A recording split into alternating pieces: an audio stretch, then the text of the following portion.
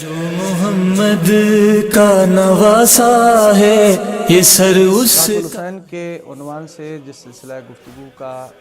ہم نے آغاز کیا، اس سلسلے کی ایک اور گفتگو پیش کرنے کی سعادت حاصل کرتے ہیں۔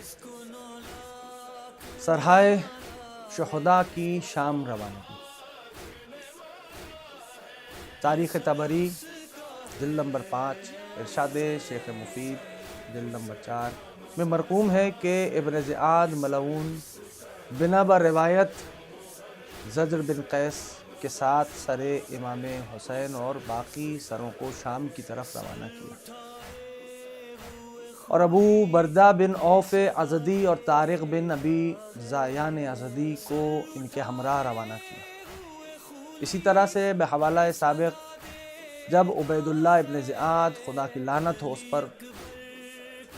اپنے سروں کو روانہ کرنے کا اعلان کیا، اس نے پیغام بھجوایا کہ بچے اور خواتین سفر کے لیے تیار ہو جائیں، اور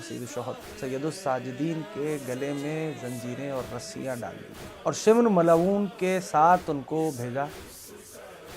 وہ ان سروں کے پیچھے روانہ ہوئے یہاں تک کہ وہ زجر بن قیس ملعون کے پاس پہنچ گئے۔ سید الساجدین نے اس سفر میں کسی سے کچھ بات نہ کی۔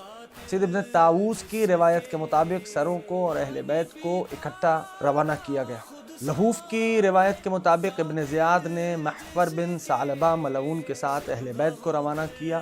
اور اس ملعون نے ان کے ساتھ کافروں والا سلوک کیا۔ بحار الانوار جلد نمبر 45 کی روایت کے مطابق امام محمد باقر علیہ السلام کا ارشاد ہے، مولا فرماتے ہیں کہ ہمارے پدر بزرگوار سید الساجدین نے ارشاد فرمایا کہ مجھے ایسے اونٹ پر سوار کیا گیا تھا جس پر پالان نہ تھا، اور میرے پدر بزرگوار کا سر اقدس نیزے پر نصب کیا گیا تھا، اور ہماری مخدرات کو لکڑیوں کے پالان پر بٹھایا گیا تھا۔ ہمارے اطراف نیزہ برداروں نے احاطہ کیا ہوا تھا۔ اگر ہم میں سے کوئی اپنے عزیز کو یاد کر کے گریہ کرتا تھا تو یہ ملعون نیزے اس کے سر پہ مارتے تھے۔ ہم اس حال میں کوفہ سے شام پہنچے۔ کتاب منتخب تروحی نے جلد نمبر 2 میں لکھا ہے، مرقوم ہے کہ عبید اللہ ابن زیاد ملعون نے شمر خولی، شبز بن ربی، عمر بن حجاج کو بلایا اور 1000 سواروں کے ہمراہ سامان و اسباب کے ساتھ ان کو روانہ کیا، اور یہ بھی حکم دیا کہ جس شہر سے جاؤ وہاں ان کو بازاروں میں گھماؤ، تماشائیوں کے درمیان لے جاؤ۔ عزیزوں ذرا غور کرو، یہ کون ہے؟ یہ آل رسول ہیں جن کی موجت کا حکم قرآن میں آیا ہے۔ یہ کون ہے؟ یہ وہ حسین ابن علی اور ان کا گھرانہ ہے کہ جس کے لیے نبی اعظم نے سجدے کو طول دیا۔ یہ کس کا گھرانہ ہے؟ جس کے لیے نماز کو سجدے کو طول دیا، جس کے لیے سرکار ناقہ بن گئے، جس کے لیے رضوان جنت سے کپڑے لے کے آیا، جس کا گہوارہ جبریل جھلاتے تھے۔ امت مصطفیٰ نے نواسہ مصطفیٰ کے ساتھ کیا کچھ کیا۔ کوفے سے شام کی منازل، کربلا سے کوفہ اور کوفہ سے شام آل رسول کو کن منازل سے گزارا گیا، اس میں سیرت و تاریخ کی کتابوں میں کافی اختلاف موجود ہے، لیکن جو ہماری نظر میں علماء رجال کی معرفت معلوم ہوا اور معتبر کتب میں مندرج ہے، ان کو ہم بیان کریں گے۔